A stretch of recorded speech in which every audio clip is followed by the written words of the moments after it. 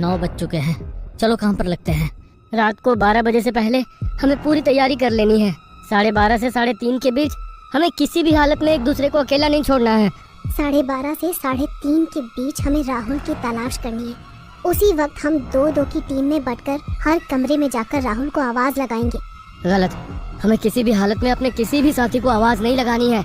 और ये सबसे इम्पोर्टेंट बात हम सबको अपने जहन में याद रखनी है। मतलब पहली बात, हमें ये पता करना है कि इस बंगले में कुल कितने कमरे हैं।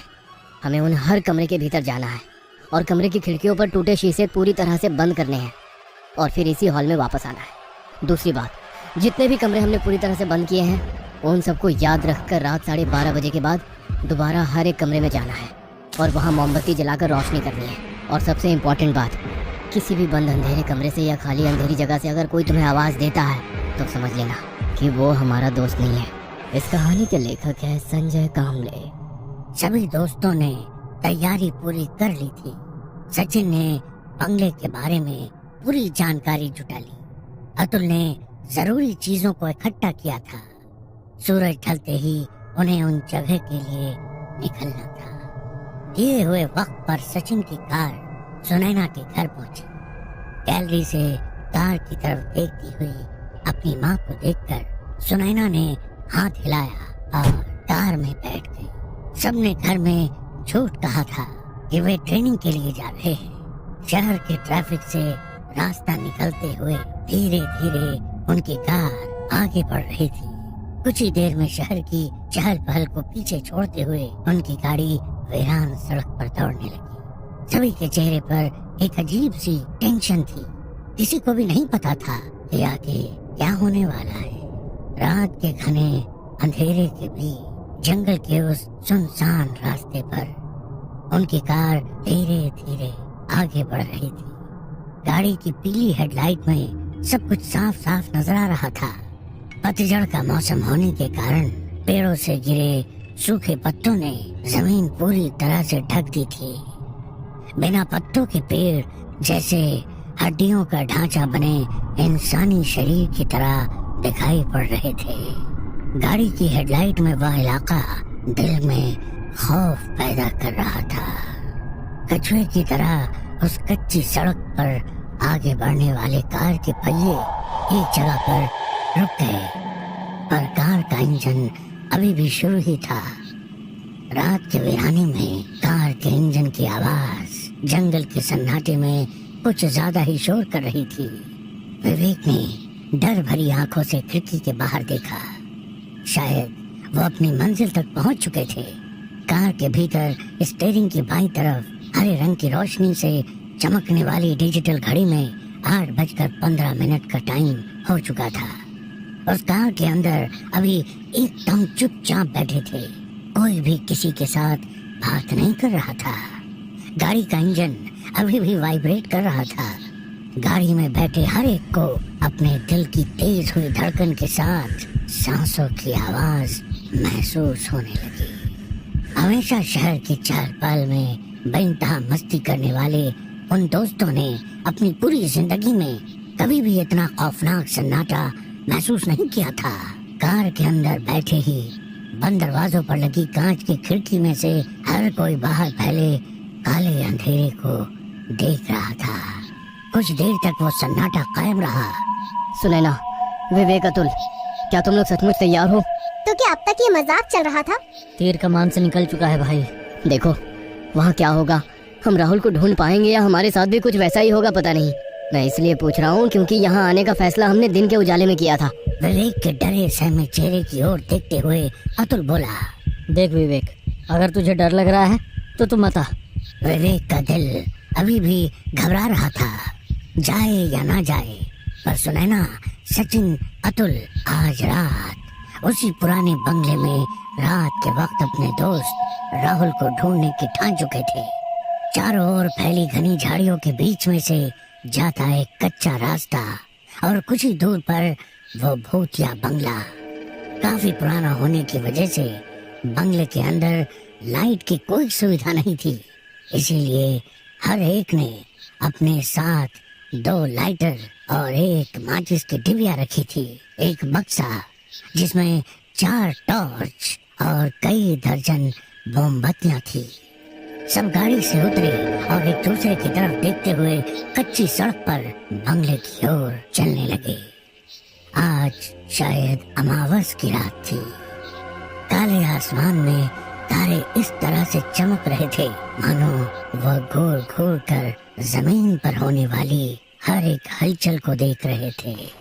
बंगले के अंदर पहुंचने से पहले ही डर उनके दिमाग पर हावी हो रहा था और उसकी वजह थी जंगल से जंगली जानवरों की आने वाली डरावनी आवाजें।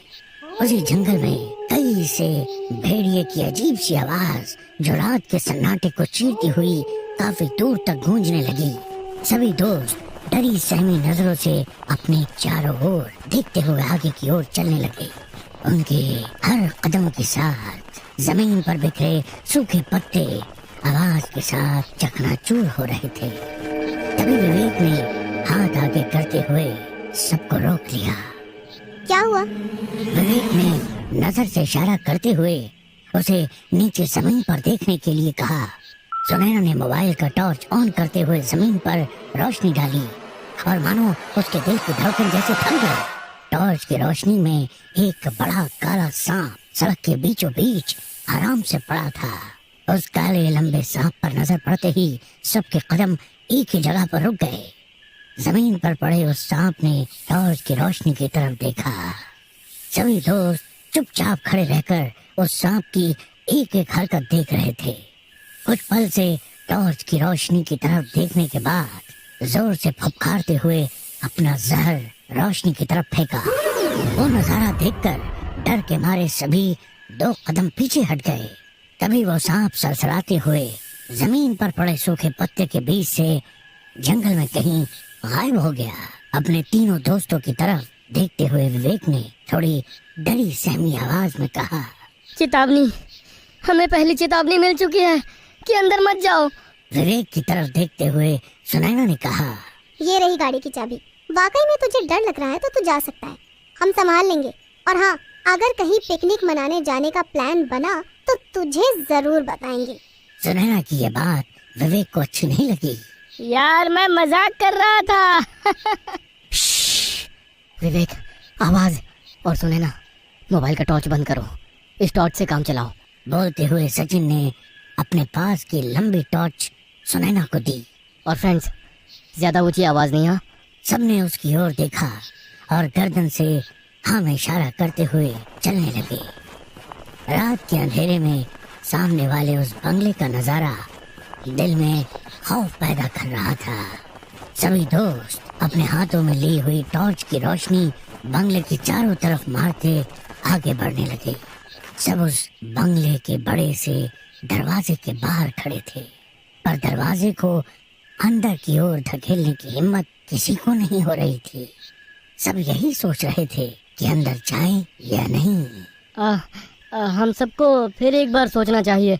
तो अब भी सोच ही रहा है, अब पीछे हटने का सवाल ही पैदा नहीं होता। अतुल ने विवेक को थोड़ा गुस्सैल आवाज में कहा, पर दोनों की बातों को सुनकर भी अनदेखा कर सुनैना ने अपनी आंखें बंद करते हुए लंबी सांस ली और थोड़ी हिम्मत जुटाते हुए दरवाजा अंदर की ओर धकेल दिया। बंगले के अंदर के उस काले घने अंधेरे में दरवाजे की आकार की रोशनी जमीन पर फैल गई। सुनैना ने पहला कदम बंगले के अंदर रख दिया और उसके पीछे पीछे तीनों दोस्त अंदर आ गए। 9 बज चुके हैं, चलो काम पर लगते हैं। अतुल ने सबकी ओर देखते हुए कहा।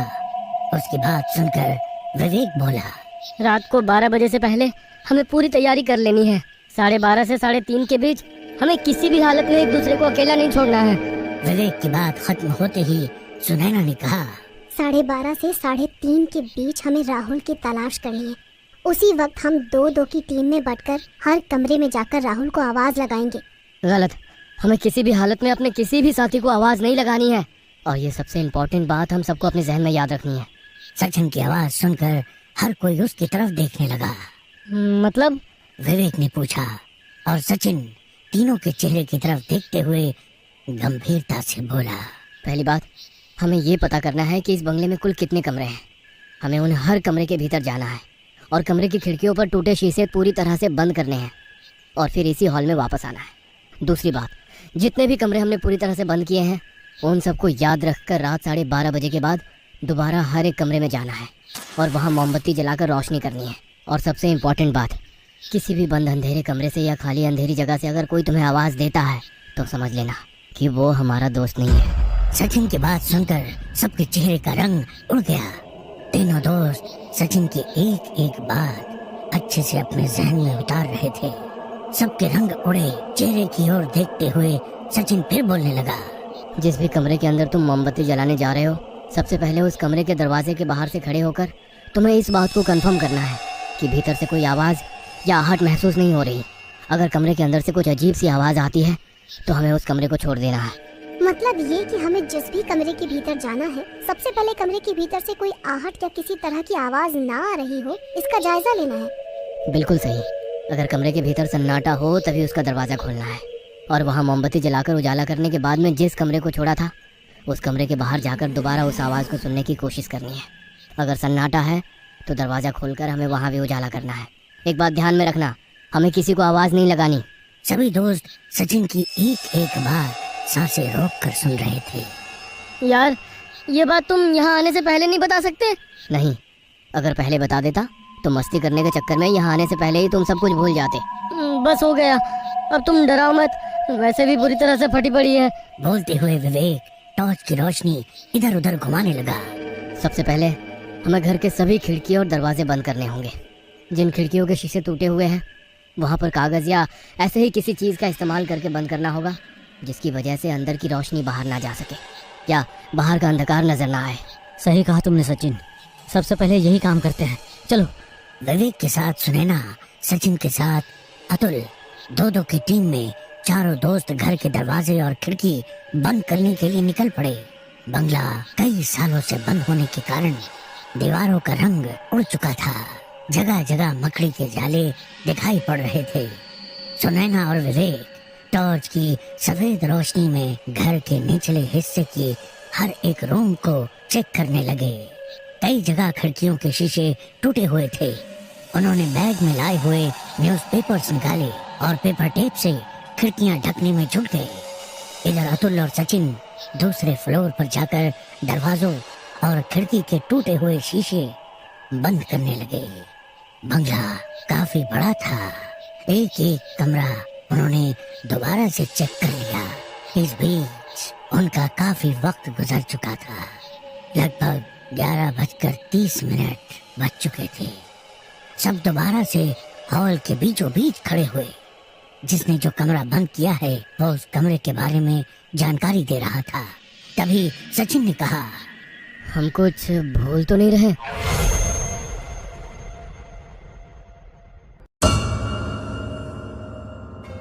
ये कहानी आपको अच्छी लगी हो तो हमें सब्सक्राइब करें, हमारा इंस्टाग्राम और फेसबुक पेज जरूर फॉलो करें। और हाँ दोस्तों, सब्सक्राइब करना भूलना मत।